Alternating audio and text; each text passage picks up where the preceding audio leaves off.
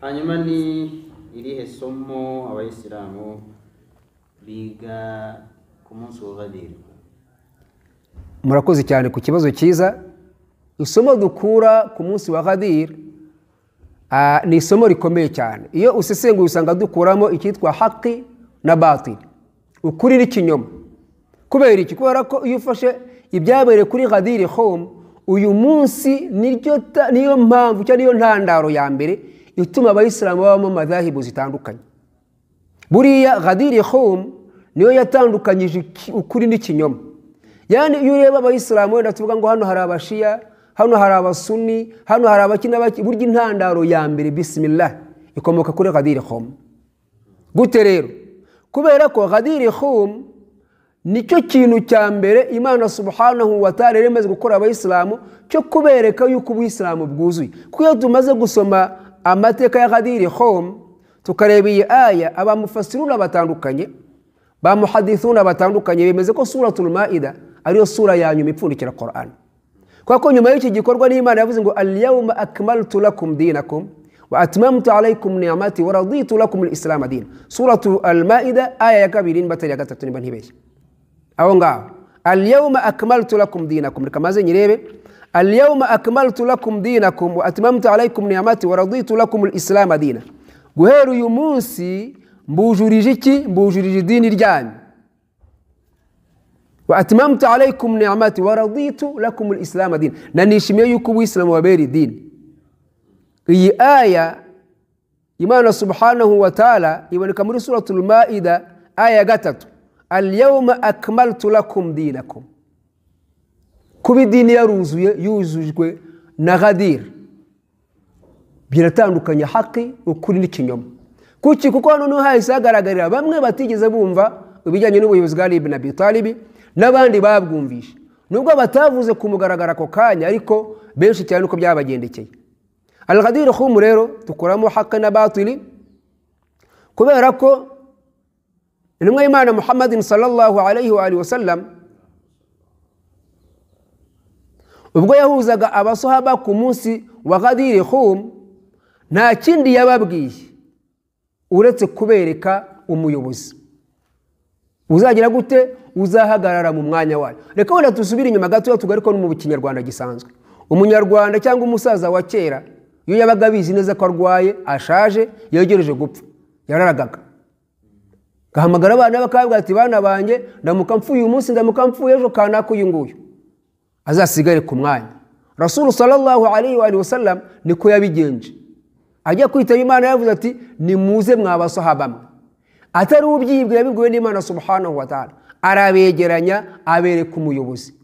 Bamwe baramwemeye, abandi ntibamwemera, barimo Nu'man ibn Harith nk'uko twabibonye, n'abandi batamwemeye bahishiriye ku mutima ntibabivuga, ariko habonetse bamwemera n'abatamwemera. Muhammadin sallallahu alayhi wasallam rero yaberetse umuyobozi. Hari bamwe mu bayisilamu bakunda kubivuga binyuranye nuko nguko, bakavuga ati nago Muhammadin sallallahu alayhi wasallam yerekanye umuyobozi kuri Ghadir Khoum. Gitagira navuze ngo iyi nkuru abayisilamu bose bayihurizaho, baba bashiya baba basuni, ariko ntago bayumva kimwe. Hari abayisilamu bavuga ngo intumwa y'Imana ntago yigeze yerekana umuyobozi, man kuntu maulahu fahadha li maulahu. Wabwo yaravuze ngo uwo nari imbere inshuti, uyu Ali ni inshuti. Niko kwa gutandukanya ukuri n'ikinyoma. Fatira ijambo buri wese ufite ubwenge aryumve. Ni gute intumwa y'Imana, Imana yibwiye ngo shyitsi by'Imana yaguhaye ku bantu bikaba ari ukubabwira ngo uwo nari imbere inshuti Ali ni inshuti. Ese Ali kuba inshuti n'intumwa y'Imana Muhammadin sallallahu alayhi wa sallam byunguye iki mu Islam? Bimariye iki mu Islam? Ese Rasul sallallahu alayhi wa sallam ataba inshuti na Ali bitwaye iki mu Islam? Ese nicyo cyatuma Imana ishura aya kugira ngo Muhammad abwire abayisilamu ngo uwo nari imbere inshuti Ali ni inshuti? Ahanga niho harimo ikibazo. Abahagaze rero ku kuri bemera yuko Imana subhanahu wa ta'ala yabwiye Rasul ngo nagaragaza umuyobozi, abandi batahoya nagara umuyobozi. Ariko reka hano twibaza ibibazo bikurikira. Ese koko intumwa y'Imana Muhammadin sallallahu alayhi wa sallam yahuje abasahabi 140 kugira ngo yabwire ngo Ali ni umuyobozi, nako ngo Ali ni inshuti yanjye? Twemera ko ijambo Maula rifite ibisobanuro birenze kimwe. Shaka kuba umuyobozi cyangwa akaba inshuti, ariko buri wese niyibaze koko intumwa y'Imana yahuje abasahaba kugira ngo yabwire ko Ali ari inshuti? Ese koko Ali ibn Abi Talib yari inshuti y'abasahaba bose? bose bari inshuti za Ali bin Abi Talib? Ntabwo bishoboka. Ntabwo bose bakundaga Ali bin Abi Talib. Turabona kuri kiso yitwa Burayda. Burayda babivuga mu nkuru zitandukanye, ariko ngiye reka mvuga inkuru ifite dalili. Uyu Burayda yaje kugira ikibazo kuri Ali bin Abi Talib. Yagize ikibazo kuri Ali bin Abi Talib, bimukuraho yarare ajya kuregera intumwa y'Imana Ali bin Abi Talib. Hano riwaya mfite ivuga yuko uyu Burayda yareze Ali bin Abi Talib ku kijyanye na khumsu. Burayda atishimiye uburyo Ali bin Abi Talib yagabanyije khumsu, atabyumva, atabisobanukiwe, bituma Burayda arakara ajya kuregera intumwa y'Imana Ali bin Abi Talib. Ngo amaze kugera imbere y'intumwa y'Imana Muhammadin sallallahu alayhi wa sallam, intumwa y'Imana yamaze iti, ese Burayda, koko wanga Ali bin Abi Talib, uramwanga? Burayda abwira intumwa y'Imana ati, Ali bin Abi Talib ndamwanga. Intumwa y'Imana ibwira Burayda iti, la tabghaduhu, ntukamwanga, ntukange Ali bin Abi Talib, fa inna lahu fi al-khums akthar min dhalik, kuko khumsa ifiteho uburenganzira burenze no kuburyo yigabanyije.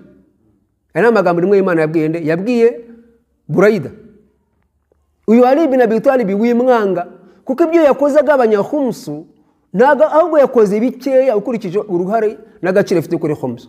Khumsa ifiteho ibirenze kuba yigabanyije mu buryo utarimo kumva, utarimo kwemera. Abantu bakavuga ngo Burayda rero yaje kuregera intumwa y'Imana Ali bin Abi Talib, ngo bitumwe intumwa y'Imana ngo ihuza abasahaba, barabwira ngo nari imbere inshuti Ali ni inshuti. Kandi Burayda yabwiye intumwa y'Imana ati, Ali ndamwanga. Rasul ati, ntukange Ali. Nonse ubwo Burayda yakundaga Ali bin Abi Talib. Dusubiye n'inyuma gato turebe Ali bin Abi Talib mu byamubayeho nyuma y'urupfu rw'intumwa y'Imana. Benshi mu basaba baramurwanyije, ubwo se baramukundaga. Bivuga ngo rero Ali bin Abi Talib icyo dukuramo ni haki na batil. Iyi wilaya, ubu buyobozi bwa Ali bin Abi Talib bwagaragaje bahagaze ku ntumwa y'Imana Muhammadin sallallahu alayhi wa sallam by'ukuri, na babandi bayiryaryaga, babeshyaga, babandi batari bari ku murongo nyawo nk'intumwa y'Imana Muhammadin sallallahu alayhi wa sallam yigishije. Rero icyo dukuramo muri ku munsi wa Ghadir, dukuramo ukuri n'ikinyoma, kuko byatumye bamwe mu bayisilamu bajya inyuma Ali bin Abi Talib, abandi bajya ku wundi murongo.